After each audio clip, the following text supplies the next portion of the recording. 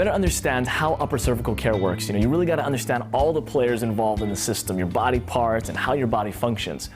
We've got the top two bones at the top of your spine, the atlas and the axis. Your nerve system flows through those top two bones. And your nerve system is like the superhighway of communication throughout your entire body. And where is that communication coming from and going to? That's right, your brain. Sometimes patients really have a hard time grasping upper cervical because it makes too much sense. They ask me, could it really be that simple? And yeah, actually it is. It's as simple as stepping on a garden hose. Let's say, for example, you have a garden hose connected to the water spout, okay? Turn that garden hose on, water's flowing freely. Well, you come over, you put your foot on that garden hose. Now what's going to happen to the water coming out the hose? Well, obviously it's going to be diminished, possibly even cut off altogether. Well, the same thing happens with your body. I think that most people recognize that the world's greatest drugstore is within your own body. It knows how much cortisone to produce and how much antihistamine to produce. It even knows how much cholesterol to produce, provided the system that regulates that is able to do so.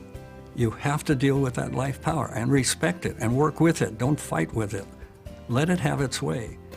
You can do that when you get rid of the cause of the interruption between the source and the body by correcting the upper cervical vertebral subluxation. So if the brain can't communicate with some part of the body, it's going to get sick. But if the brain can communicate with all parts of the body, we stay well. That's the simplicity of it. That's the simplicity of it.